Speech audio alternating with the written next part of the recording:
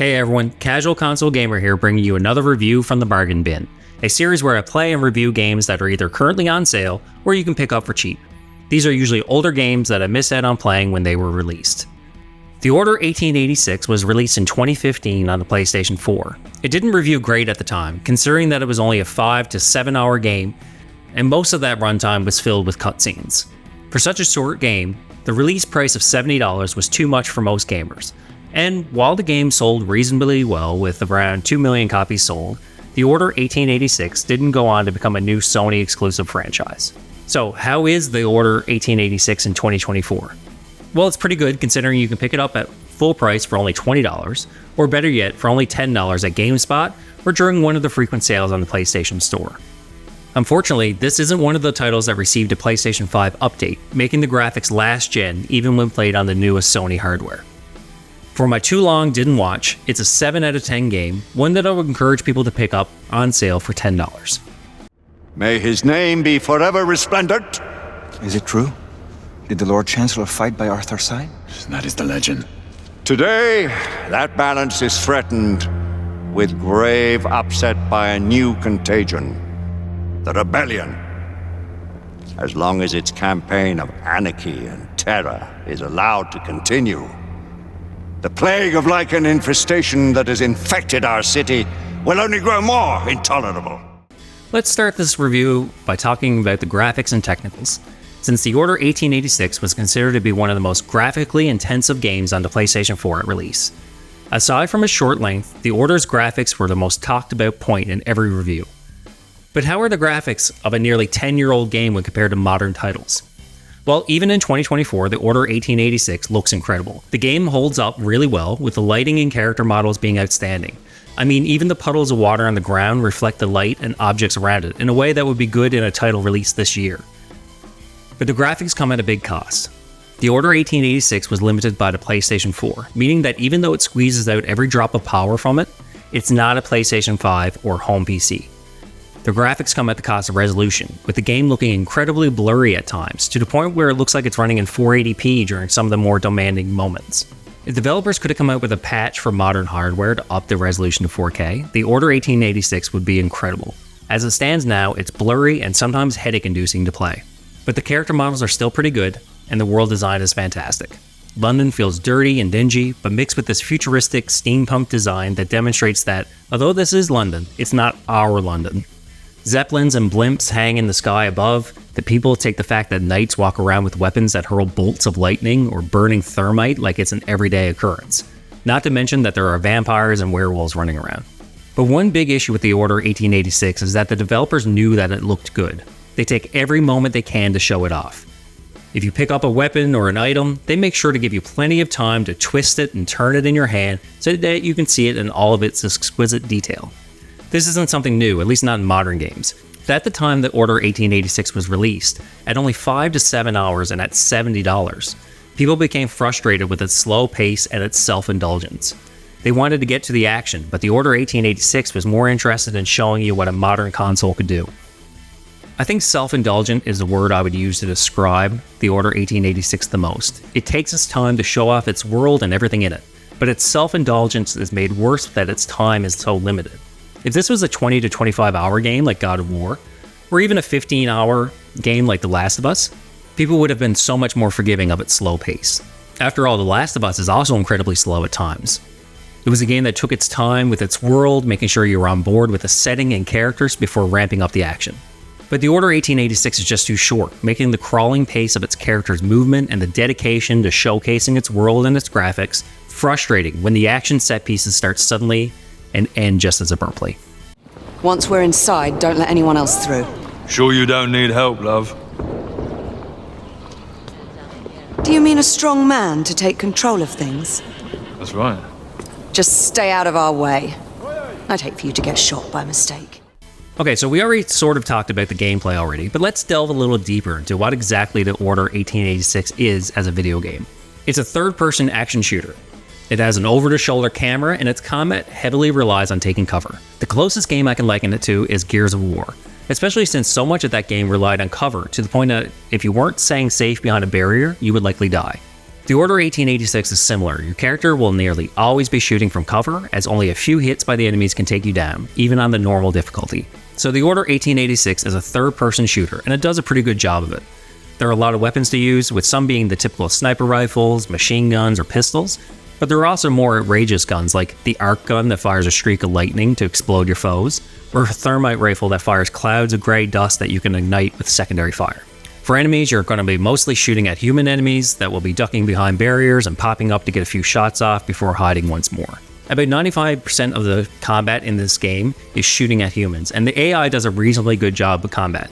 Just don't expect a bunch of flanking maneuvers and advanced tactics, it's mostly just ducking and shooting.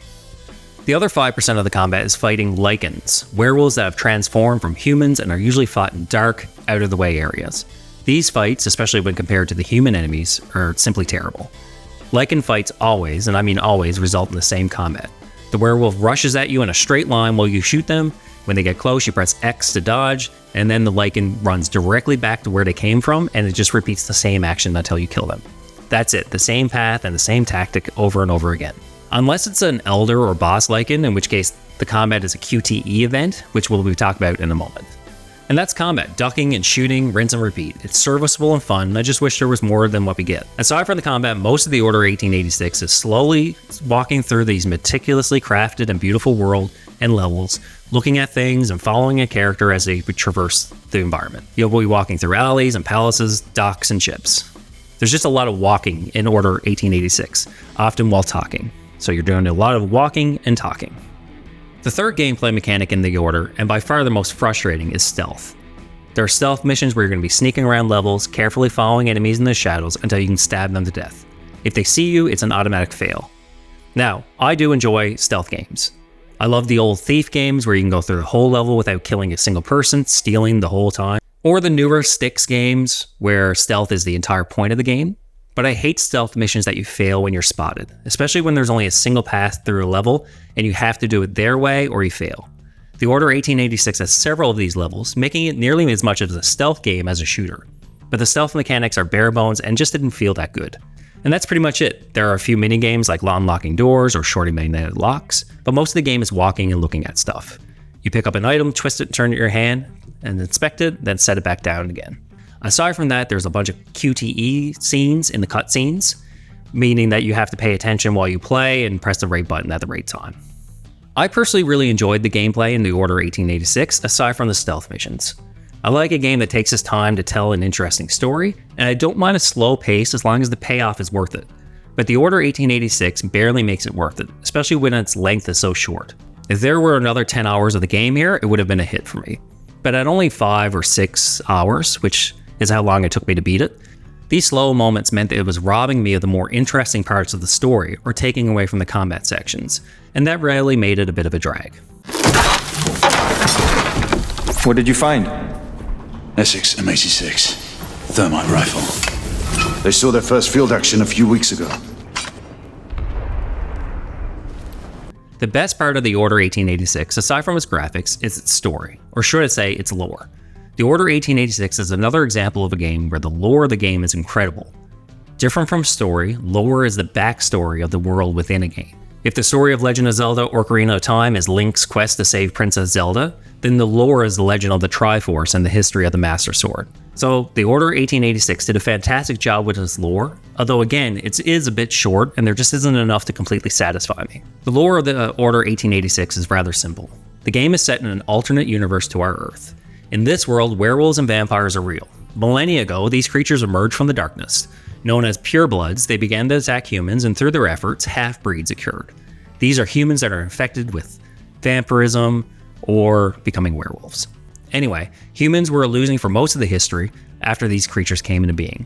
Then King Arthur, the same King Arthur from legend, set out with his knights in search of the Holy Grail, presumably in order to gain an advantage against these monsters.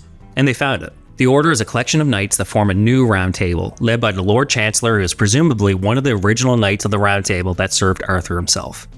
So when the game begins, we play as Sir Galahad, the third person to take on that name. The names of the original knights are now titles, and through the use of the Holy Grail, these men and women are unaging and can heal from wounds that would normally be fatal. But they can still be killed if it's severe enough. Sir Galahad is hunting half-breeds in London, and throughout the story, you'll find that they are somewhere related to a rebellion that is seeking to kill some of the members of the nobility. I don't want to give away too many spoilers, even if this game is nearly a decade old, but I encourage you to play it yourself since there are some satisfying twists and turns. But as interesting as the lore is, it's a bit lacking. There just isn't enough backstory to the characters, and the story is just much too short. When it comes to the end of the game after only 5 or 7 hours, depending on how much you explore, there's still going to be a lot of threads left hanging and questions unanswered. And with a sequel to The Order 1886 unlikely, those questions are going to be left hanging. The game ends on a bit of a cliffhanger. Despite a few things being concluded, there was clearly a plan for at least one sequel, or maybe even it becoming a franchise like God of War or Last of Us. If The Order 1886 had been released a few years later, maybe with some extra development time leading to a longer story and improved gameplay, it probably would have had a sequel. As it stands now, don't expect much of a satisfying conclusion to the story of The Order 1886, despite how much I would love to have one. The voice acting in The Order 1886 is simply excellent. For a game that relies so much on cutscenes to the point where it feels like you're playing an interactive movie, the talent on display is top-notch. Each character is unique, and the actor's performance is flawless. To match the voice acting, the sounds in the environment is also well crafted, especially the weapons. Each gun sounds loud and impactful, and the more remarkable weapons, such as the arc gun, have a unique hissing, pop, and zapping sound that made it so satisfying to use.